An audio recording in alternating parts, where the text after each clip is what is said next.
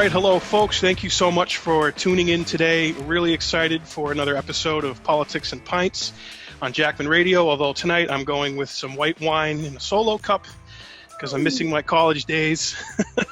But very, very honored and excited to be joined tonight by former Congresswoman, PhD, and just overall universal truth teller, Cynthia McKinney. Cynthia, how are you tonight? Well, I'm doing great, and I love that title, Politics and Pints, because, you know, they go together. They really do go together, and we're actually sponsored by a beautiful independent brewing house out here in New Hampshire called Post and Beam Brewing. And we record interviews at the brewery, of course, before this pandemic.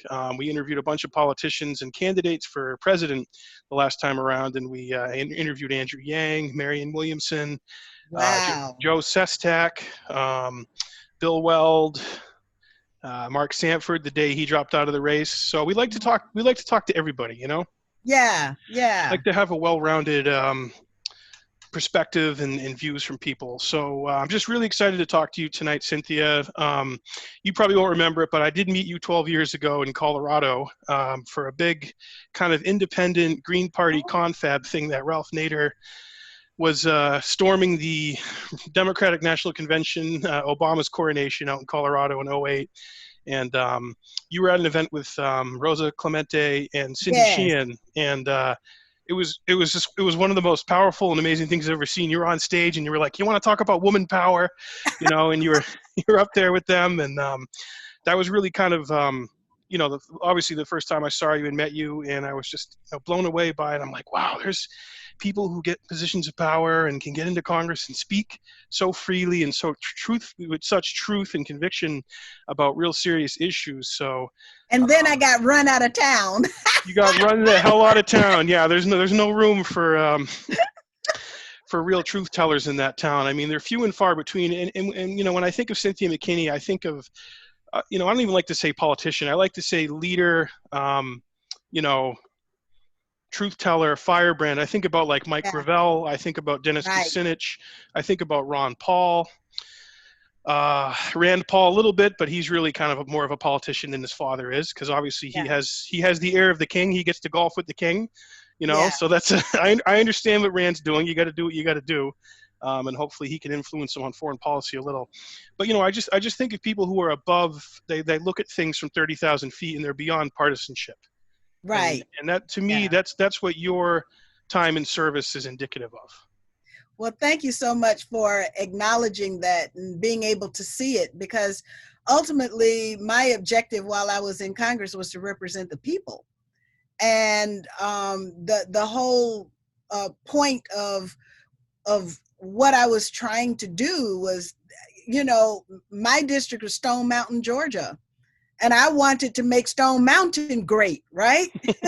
and every elected official should want to make their area great, and they should be allowed to do that without interference. But there was so much interference. Oh, absolutely. And so you're not able to love the people in the way that they deserve to be loved, because you've got these special interests that are in there grabbing and clawing at every, perk and opportunity to take it away from the very people that you're supposed to be representing.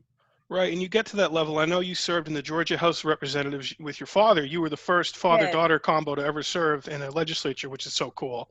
And it was really cool. And the first female African-American elected to the Congress from Georgia. So you've hit a lot of firsts, a lot of epic firsts. And I mean, you get to that level, and it just seems everybody wants a piece of you, and people have ulterior motives. And I ran for office here in New Hampshire in 2012. I ran for the state house as a kind of a libertarian, classic liberal Republican in the kind of vein of Ron Paul and Gary Johnson. And I ran against a couple of incumbents. I knocked one of them out, but I ended up not placing in the top. I didn't win, but it was really the first election I ran for, and I got a taste for it, and I really enjoyed it. And I definitely would like to run for office again. So what kind of advice would you give to someone like me? I'm 33 years old. I'm not a millionaire. I know a lot of people, and I talk to everybody. I can get along with most anybody. What kind of advice would you give to me and other millennials who want to run for office again?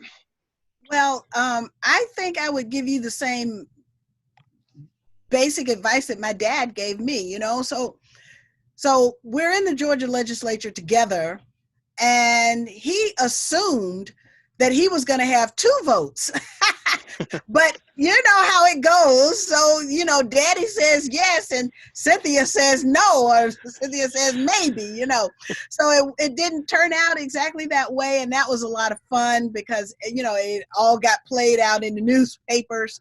But he told me 2 things. One, he said, Cynthia, just remember, they put their pants on just like you do. So you have these people and they have achieved great position, say in your state legislature. But at the end of the day, they're just human beings. They're just like you, and they are fallible. So they can make mistakes, and you have to understand that. They can be wrong, and you can be right, and you can beat them. So that was a very powerful lesson. Actually, I was in the process of I was writing an article about the Georgia state flag, and there were many people who are venerated at that time. They were venerated, they were looked up to, they were, you know, they had amassed seniority. So they were the hot shots in the Georgia legislature. And they were there when the state of Georgia changed its flag to the stars and bars of the, you know, Confederacy. And so I just went up to one of them and talked to him just as I was a normal person, just like he was, you know. And he was very honest with me, and I appreciated that. But, you know, I should never have done that if I had believed that, you know, these people these are, you know, great people, grand people, then I would never dare to speak to them. And the same thing happened again when I was in the Congress, and it was at that time, it was Dan Rostenkowski. Remember, he was a very powerful Ways and Means Committee member and chairman. And the issue was whether or not we were going to have the earned income tax credit or if we were going to have empowerment zones. So now with an empowerment zone, as you can imagine, it's a geographically defined area which allows for a lot of cronyism. Whereas the earned income tax credit, you just apply for it on your income taxes, and, you know, if you qualify, you get it. So that seemed to be, to me, to be more transparent, to be a better way to reward the working poor in our country. And so I went up to Dan Rostenkowski and I said, hey, well, you know, I'm in favor of the earned income tax credit, and I don't think that empowerment zones ought to be put in the same, you know, because it was being pulled out of the same pot of money. And you know what? He appreciated it. I was a freshman. I mean, I'm not supposed to talk to these guys. So what I want, you know, you to take away from this is that it's okay to talk to them, to challenge them, to provide new ideas for them, and then eventually to run against them if need be. Absolutely, yeah, no, totally. And I mean, I might be hubris in me. I have my eye on running for Congress in 2022, and we have an incumbent right now, Annie Custer. She's a Democrat, and she's been in for a while. And you know, she's very powerful. She's in with the establishment, but more times than not, you know, you're just your everyday average New Hampshire citizen. I just feel like they're kind of falling by the wayside, and you know, everyone plays politics, and it's a lot of yelling at each other. As you know, in your 6 terms in the House, and it just people who are reasonable and kind of above partisan politics get drowned out. Yes. Well, you know, here's the thing. I never will forget that one female member of Congress, she came in as a freshman and she was just going gangbusters. And I loved every time she would go to the floor and she would speak at the well. And I just loved everything she did. And then all of a sudden, things changed. And so I went to her and I asked her what happened. And she had done something against her values, against her principles, against her will. She was probably very embarrassed, but what she told me was, Cynthia, I did it to get in with the leadership. Yeah. So you see, that's a problem. And so then people lose themselves in that rat race that's created by those interests, like, that if the speaker chooses to go this way, and maybe that's not the best way for the people of the US, unfortunately, everybody falls in line or you fall out. And that's what happened with me. I just couldn't fall in line just because Nancy Pelosi said to do something. It just didn't even make sense to me. I was elected by the people to represent the people, and that's what I wanted to do. I was not voted into office to represent Nancy Pelosi. Amen. Amen.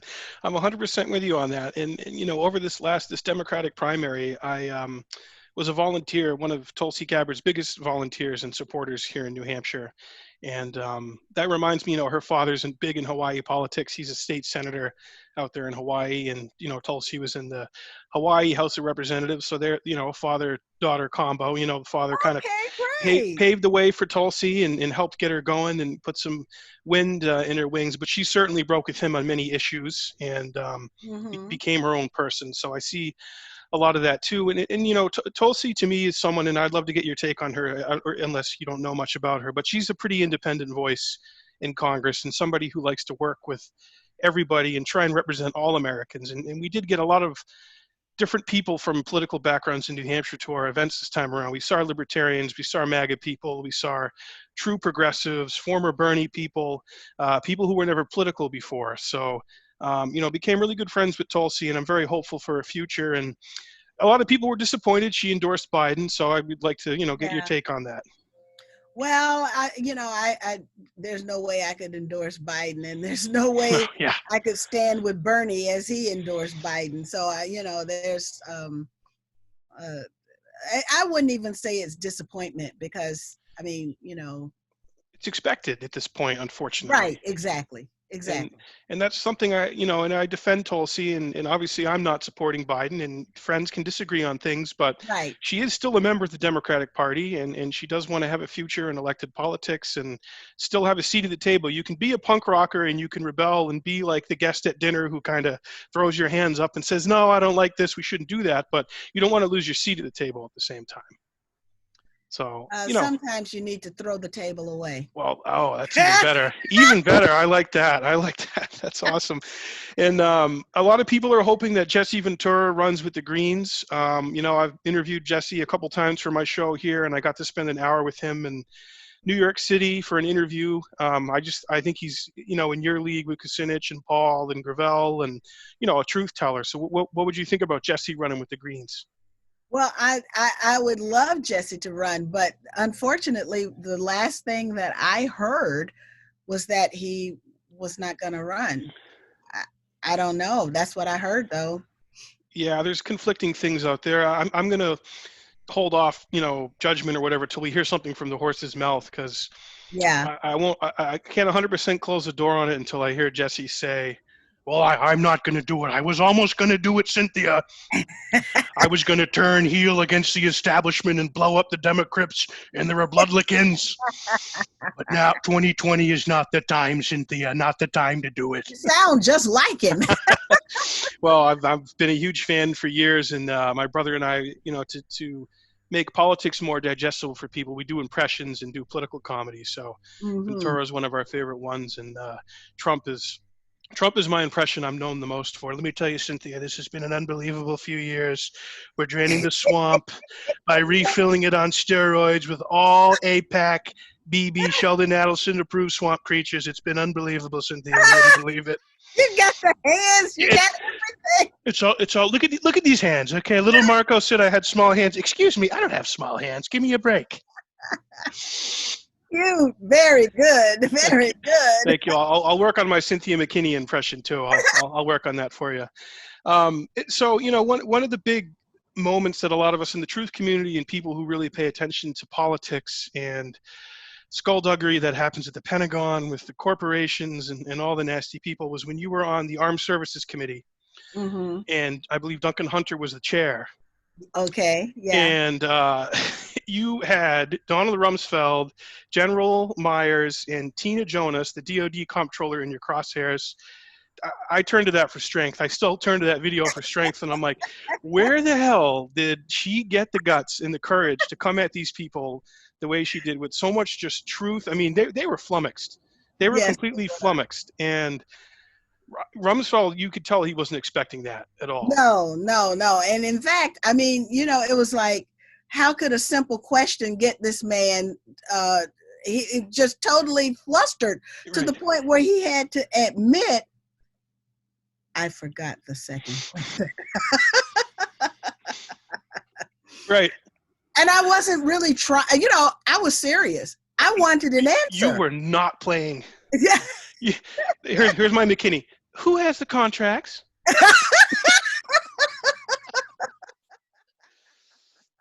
And I requested that answer in writing to my office before the defense secretary had to run away for lunch. It's so good. I mean, you really don't see that in Congress anymore, Cynthia. You don't see anyone really on the Democrat Republican who just has like the courage to do that. And when you talked about dime corps and human trafficking and all that, I mean, right now more than ever, there's so much revelation going on with it, with the Epstein case. Yeah. People realizing what the elite's game is and how they run things and how they have power is trafficking children and humans. So right. When you were on that committee, where did you get that information from? How'd you vet it before you brought it before the hearings? Oh, wow. That's a good question. Well, I did a lot of research. And so information would come to me one way or another, by hook or by crook. When you have a reputation for asking certain questions, then you get more opportunity to have those questions asked and answered too. And I think that's basically what it was, is that people just started coming to me and letting me know things. Yeah. So like-minded people who weren't afraid of the truth or where it led. That's right. That's right. And then, because, my gateway to, I don't even want to call it 9/11 truth. I call it 9/11 reality. The reality of the event that we know as 9/11 was the war games. Right. And I mean, you got the chairman of the Joint Chiefs of Staff, Richard Myers, sitting there. I mean, this is how I learned to stop worrying and love the bomb. This is the tip of the spear, the brass with all the bling and the look at all my medals. And I'm the Pentagon, I'm the death machine's head guy. I'm their head man. Yeah. That's right. And he gets a question that floors him because, and so what he did was he did the classic delaying tactic by having me repeat my question so that maybe I might forget my own question, but I wasn't going to forget the question. No. I knew exactly what I wanted to know. And then he lied through his teeth. Oh, he did. Yeah. So he did that to formulate his lie. Actually, it helped our response. Yeah. I've right out of Orwell's playbook, a double speak, 1984. Right. You couldn't get more horseshit Orwellian than that. And you had him. He knew you had him. Rummy knew you had him. That's right. Tina Jonas was like, That's right. She was like a freaking deer in headlights. That's right. But, oh my God. That's how you get, but you know what I tell my students, because I teach in Asia, or at least before all of this stuff, I can't fly or anything, but, I couldn't get a job in the United States, period. Mm-hmm. And so I tell my students, and that's how you end up teaching in Asia. Nice. Oh, you mean West Point wasn't going to hire Cynthia McKinney to teach a class? But my God, I mean, you've been proven right, and it's time and time again, and we're now 19, almost 20 years out from 9/11, and so much disclosure has happened with it. And I know you haven't been afraid to go hard in the paint with Israel and their intelligence and Mossad. Um, what's your take on urban moving systems and the dancing Israelis? I mean, what do you think? They obviously had foreknowledge of 9/11, and a lot of Freedom of Information Act documents have come out proving these guys were there before the Right. planes hit any building, and they were set up cheering and celebrating. I mean, what's your take on that? Well, it's very interesting that you mentioned that because who is the the air hostess who I think she was the first one to mention Unit 8200 being a part of that. What did she call it? The gel something. Oh, Katz, is that her name? No. She was a stewardess, She an was a airline stewardess, stewardess. yeah, Oh, and Gelatin B, exactly, that sort of exactly. thing. She Okay. mentioned, yeah. So I followed her, and I like the narrative that she put forward. But then what happened was, just a couple of days ago, the head of Unit 8200 just accepted a job. I just put it on my Twitter. Accepted a job in the Trump administration. Hmm. So I'm saying, okay, September 11th wasn't enough for them. Yeah. So now they're directly inside. Unit 8200's former leader has accepted a position inside the Trump administration. I'm saying, what the heck is going on? Right. And for people who don't know what Unit 8200 is, can you explain what that is? It's their computer. It's the it would be like the NSA, I think, that does Yeah, of Israeli signals. intelligence. Yeah, uh-huh. So I'm trying, let me look and see what, because it literally just happened. Oh, no, it's not in the US. It's at Ford Motor Company. Mm-hmm. Hires the former Israeli spy leader of Unit 8200. So Okay. this is what I said. And so he'll be working on the autonomous vehicles, because that's going to be the next big That's thing. coming, the self-driving vehicles, yeah. That's right. That's right. So I said first New York, now Michigan. So Hmm. we don't know what might happen in Michigan. Yeah. Yeah, I mean, I guess the bottom line, and a lot of people want to believe Trump is his own man and he's uncompromised and he's unbought, he's unbossed. But I mean, just time and time again, I mean, he gets the frickin' Golan Heights named after him. Yeah. How does that happen?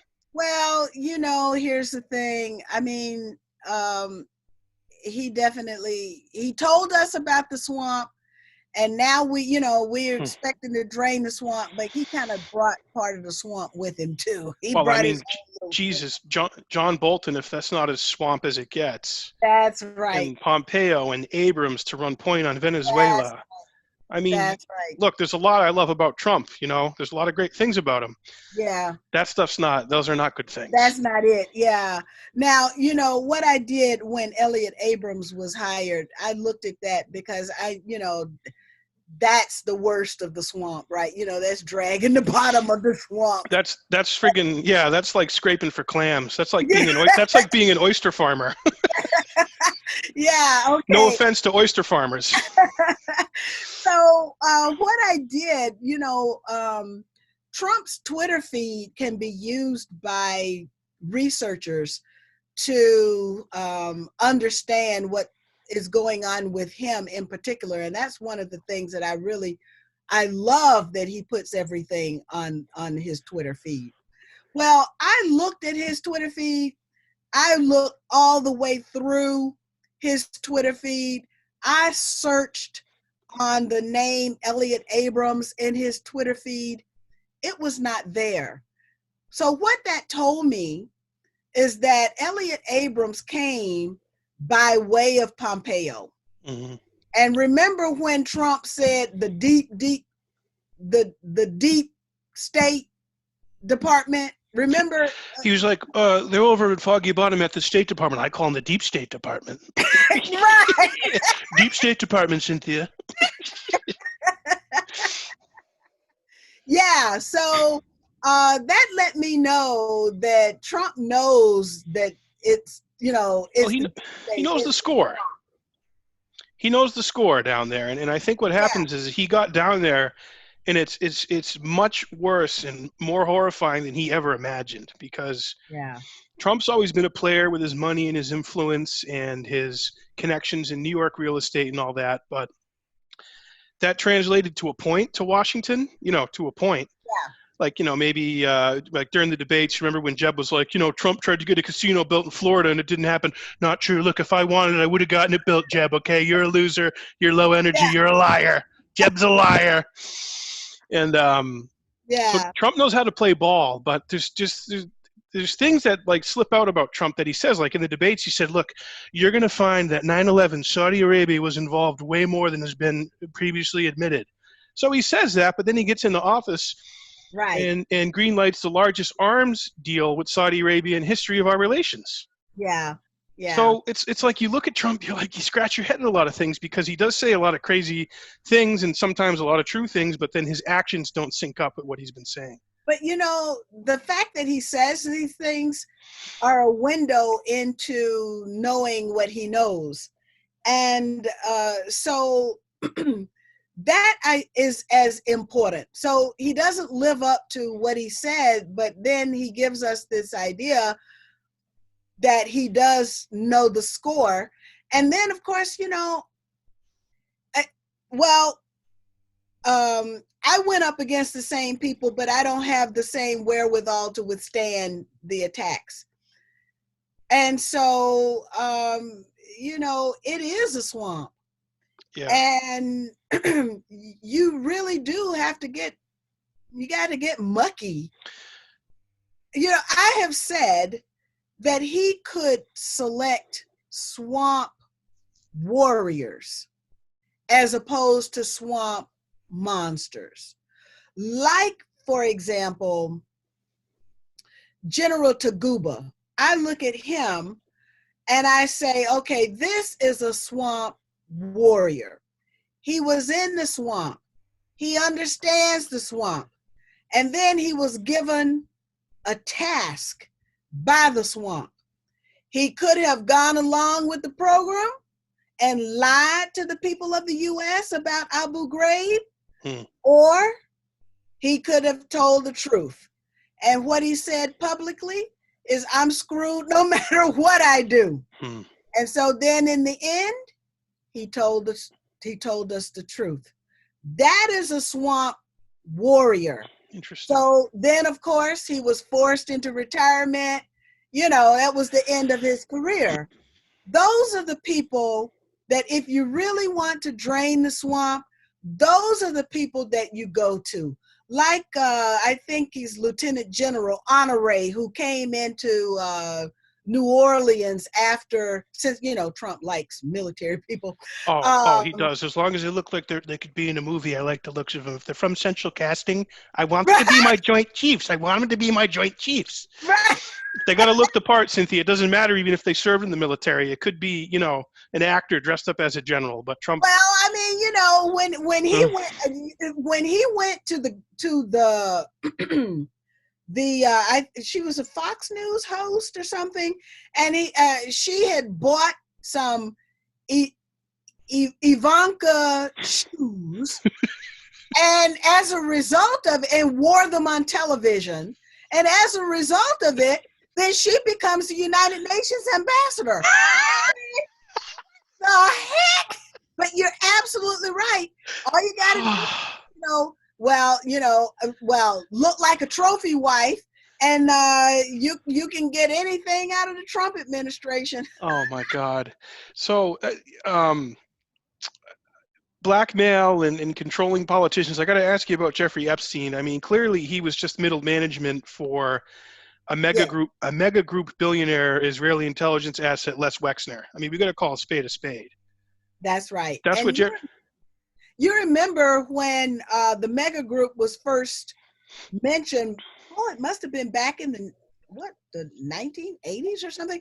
I remember distinctly reading an executive, what is that, EIR, executive, the LaRouche publication. Oh, the And you LaRouchians. can, yeah, and so you can disagree with the conclusions that they draw, but the research.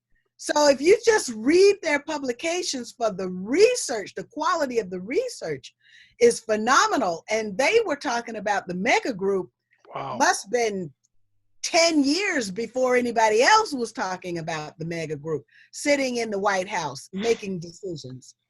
Yeah, absolutely. So really all Epstein was just a front and a face. He was a fake billionaire. The guy didn't really have any money of his own. And I guess my question is, I mean, when you're in Congress and you're in there and you're serving, you're on committees, you're doing your votes, you're working with your staff, you're figuring out what issues are important to you. Is it obvious, like, when you know that? Because I mean, Tulsi told me that Congress is like high school. You have your groups, that stick together and they kind of know about each other. They know each other's business. They know each other's games, where their money comes from. Is it obvious, like, who is really being controlled and blackmailed by certain groups? Well, you mean, is it obvious to each other? Yeah, when you're in Or there, is peer it to peer. obvious to the public? Well, okay, so for the public, for people like me who really pay attention and research this stuff, it's obvious to a lot of us. But when you're actually in there, because I mean, a member of Congress is a very, very powerful, influential person. Their money has to come from somewhere, and they're serving their constituents' interests the most, you hope, but they're also serving other interests. So when you're in there, is it kind of obvious on some levels that certain members are on the take from certain other governments, Yes. from special interests? People have Yes. blackmail on them. Oh yes, Yeah, absolutely, absolutely. I mean, that's part of the ball game. that's the So game, isn't it? yeah, if I had gone, like they take the trips to Las Vegas and they gamble, and that's a way to give money under the table to members of Congress. It doesn't show up anywhere. And if I had gone to Las Vegas and gambled, and if I had just played the game like that, then I probably, in fact, if I had said yes to a lot of things, in fact, I had one person tell me that I could be in the Congress for the rest of my life if I went along with a certain program. I mean, it's just, It's that deep, isn't it? that's what they are open about it. And so you go along with them. If you don't have any conscience, or if you don't have any values or principles, then it's easy to get lured into the trap. And once once you're in there, you belong to them. And everything else is just a fake. Right, they got you, and then you're just going through the motions, and essentially Yeah, you're a mouthpiece and a puppet for whether it's a corporation, a foreign government, that's right. a lobby group, big oil, big pharma, big defense, the gun That's, lobby, APAC. I mean, it seems APAC just has the run of town, the run of the yeah, town. they do. They do. And They do. to Because even they keep score on everything. They know everybody's business. And see, then what they do is they have a network of people who volunteer. So they volunteer, say for example, this is a real life story, a real life example that occurred in the Congress and it's happening today. So they send a volunteer to you, and the volunteer says, I'll keep your books for your campaign. And so then that person becomes your treasurer, and they handle all the money, and they're connected so they can get money into you as well, because you're playing the game. You got them as opposed to the CPA in your district, Um, and so then what happens is they'll say, well, you need somebody to do your taxes. And so then from the campaign books, they're controlling your personal books. wow. And then all of a sudden, I had a member of Congress come to me and say, this is how it started. And all of a sudden, they know everything about me. Wow. This was a real conversation with a current member of Congress. That's frightening. It is frightening, but that's the way they do it. So that's that could be the leverage. Yeah, for sure.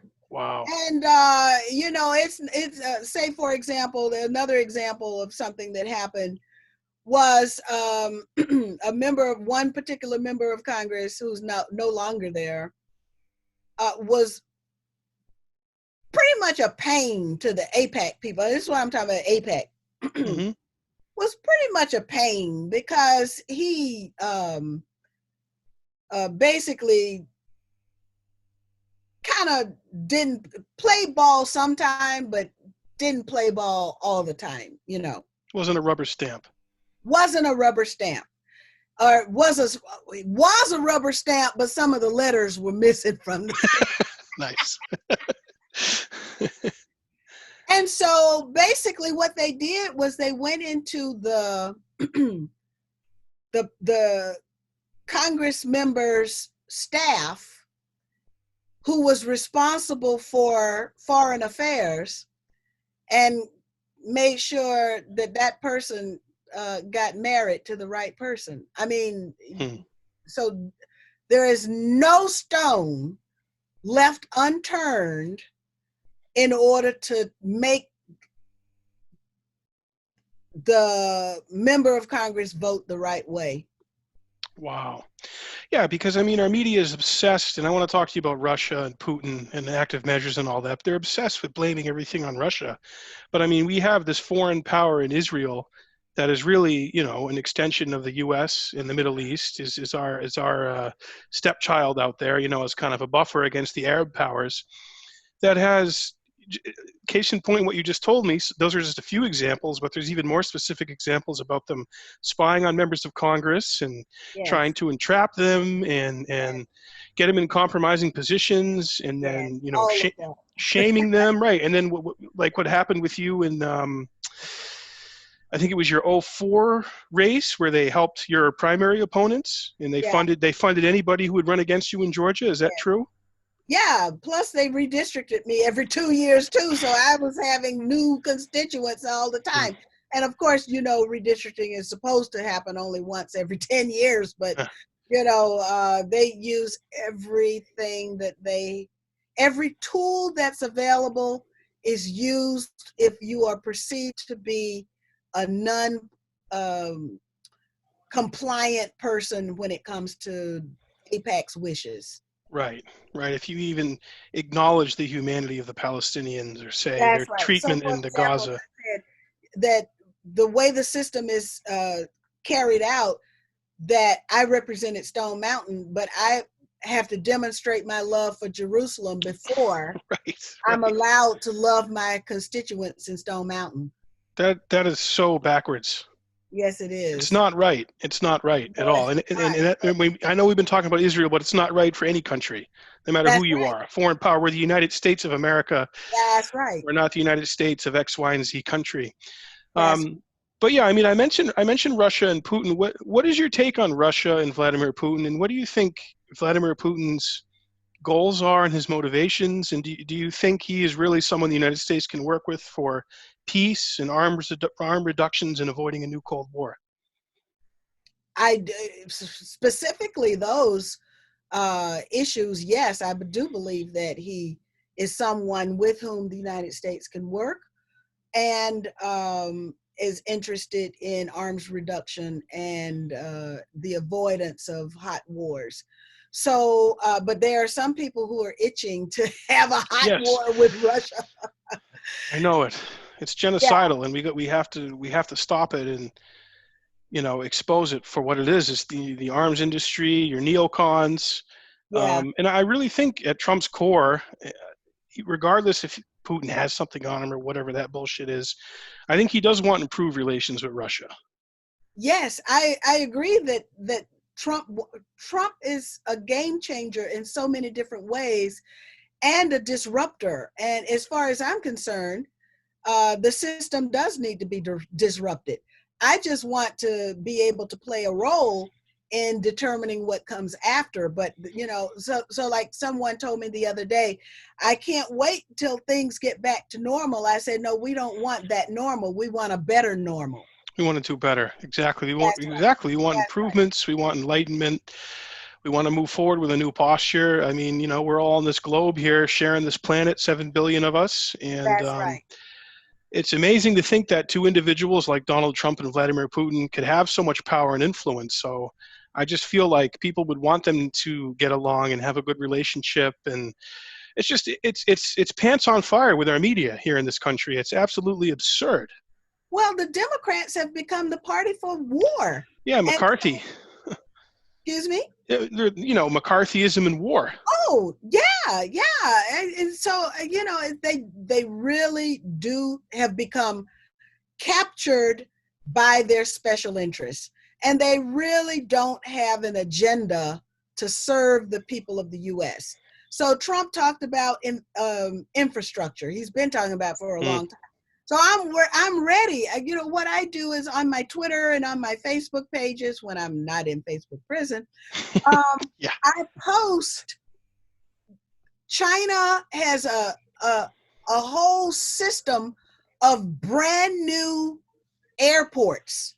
And this new airport, Dashing Airport that they built, I haven't been there, but it's in league with the new Singapore airport. I've been to the Singapore airport where it is a destination in and of itself. You can go to that airport and do sightseeing at the airport. There's a butterfly garden in the Singapore airport.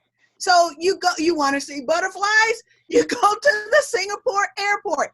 Where's our new infrastructure? Where's our new train stations? Where's our high-speed rail? When we were in China, we took high-speed rail out to Urumqi, which is way out. It's sort of like going to Portland, sort of like way out on the West Coast.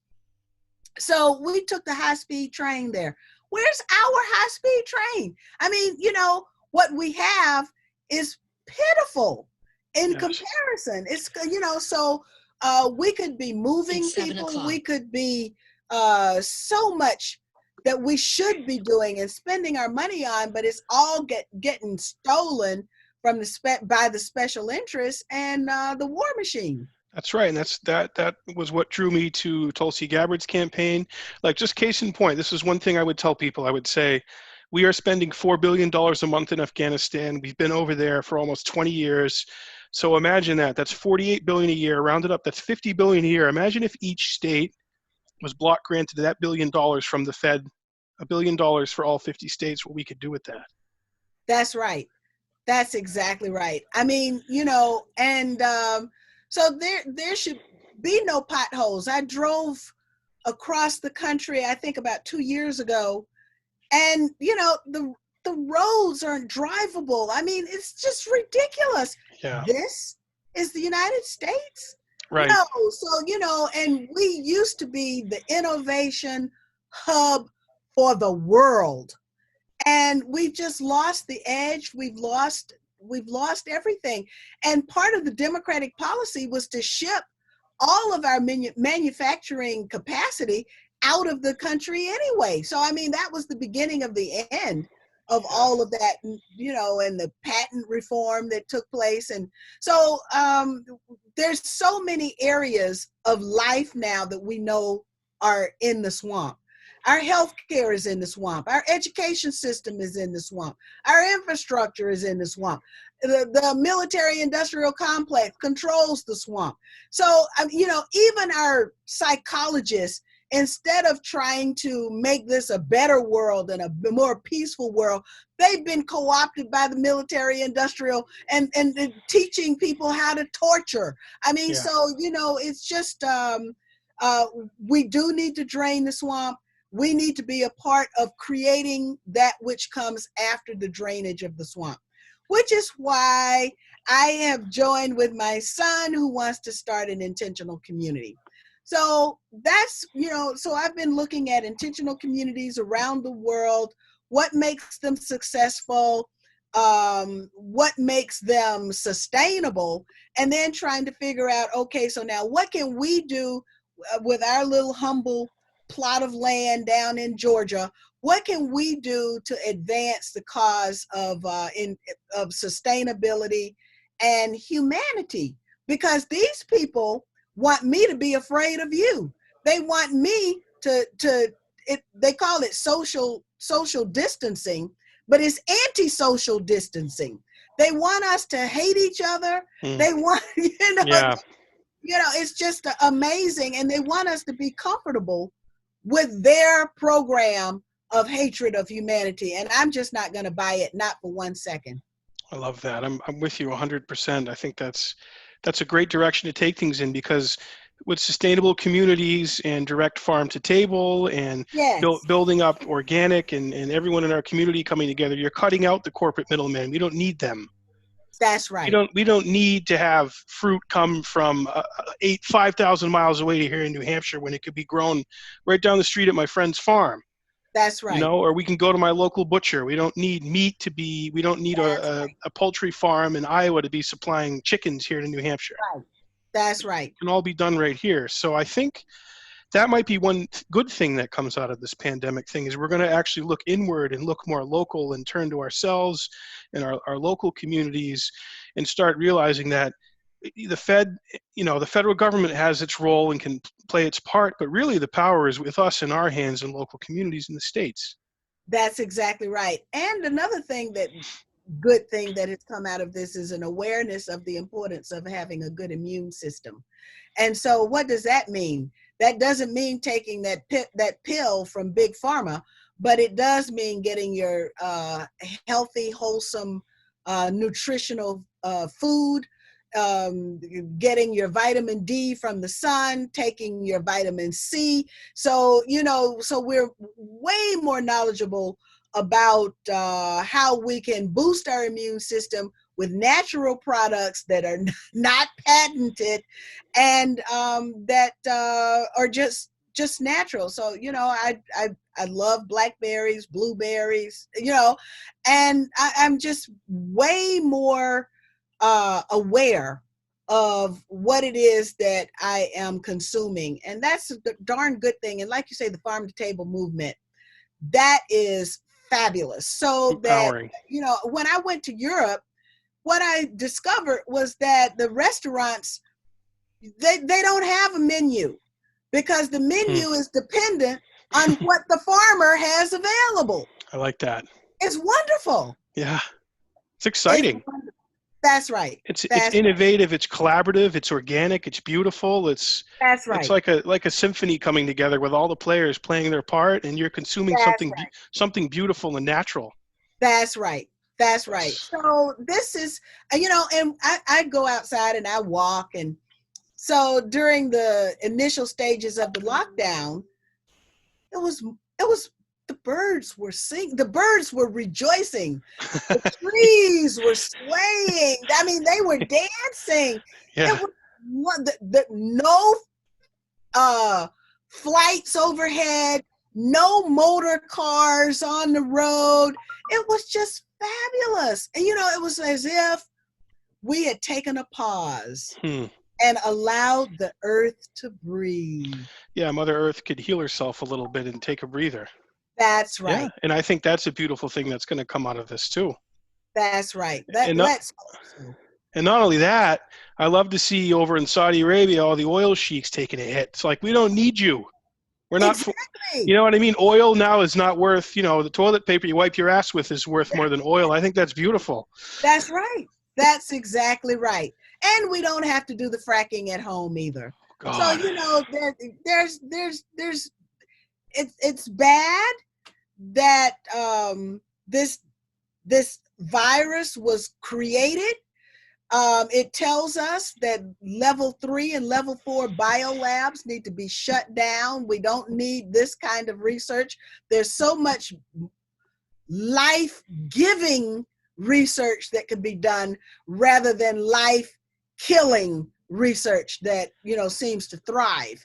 Oh. And so we do have an agenda, and our agenda has to be opposite their agenda.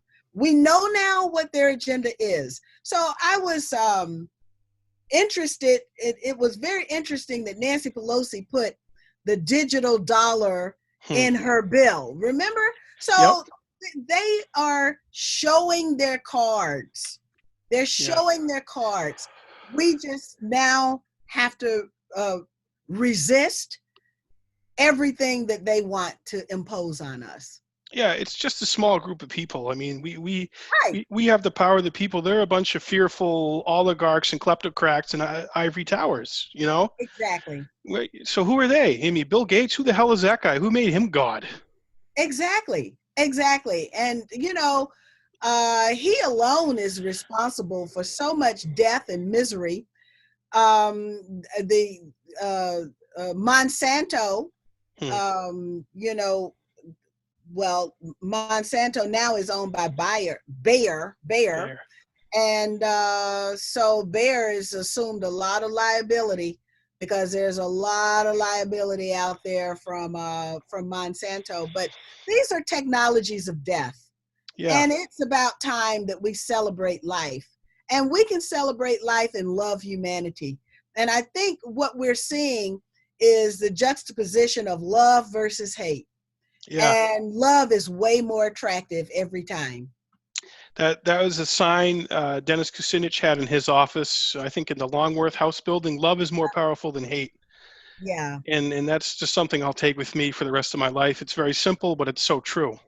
That's right. And it is. And you know, to me, what you did in your congressional career, what you've done with your trips on like the dignity and humanity to Gaza, that's love in its purest form.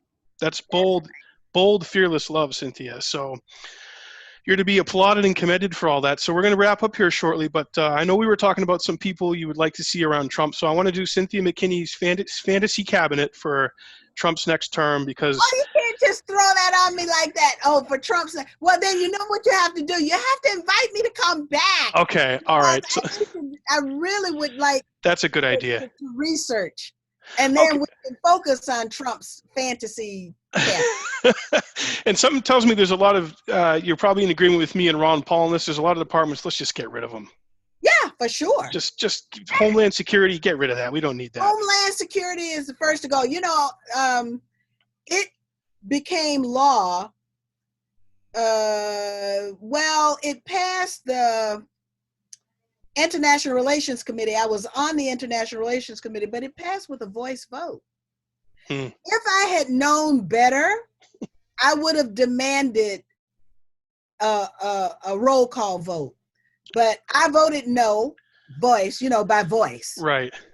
The A's and the nays, and I voted nay, but it doesn't count because it wasn't counted. Right. But, you know, yeah, we could get rid of Homeland Security and not miss a beat. Absolutely. Well, that can be Jackman McKinney too. Next time we'll do a Cynthia McKinney's fantasy cabinet for Trump's second term. Because I mean, we're realists. Trump's probably is most likely. He's the favorite to win in 2020. Well, I mean, who in their right mind is going to vote for Biden? And you know, although there were a lot of people who were not in their right mind and they voted for Hillary. I mean, you know that. Yeah. That's true. That's very, very true. Yeah, people, you know, were always bummed that Bernie endorsed, and I do a good Bernie. My brother does a good Bernie Sanders. Bernie, why did you endorse Hillary Clinton after you fought her so hard? Look, I wanted to live to see my grandkids graduate high school. Okay. Because as we all know, Cynthia, the Clintons are stone cold killers. Well, that's right. The Clinton body count keeps accumulating. That's a real thing. Chronicles put out by I mean, I was the first one to buy. Right. You wrote the forward by Congresswoman Cynthia McKinney. That's awesome. Well, before we wrap up here, where can people find your work, Cynthia? And you mentioned a sustainable community with your son. If you have any more information you want to share with people about that, where can we go to support you and your son and find you on social media? Well, of course, on social media, I'm on Twitter. That is the place to be. And then after that, and I'm very, very active on Twitter under my name, Cynthia McKinney. You can find me, but you have to look very hard on Facebook. And that's Cynthia McKinney Official. I have a website, allthingscynthiamckinney.com. And I have a Patreon page under Cynthia McKinney. So I'm around. You just click around like George W. Bush did on the internet, and you can find me.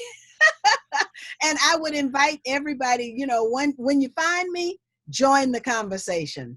Absolutely. Well, that's amazing, Cynthia. It's been a breath of fresh air talking to you, and I'm so glad that you're still active. You're doing what you're doing, and you are a rare breed in American politics to reach the levels of power and influence that you did, and you always did the right thing. You always stood by your convictions, and you didn't give a damn what the powers that be said about you or the kind of blowback you would get. So you are an inspiration to people like me and other truth seekers, and I applaud you and I thank you.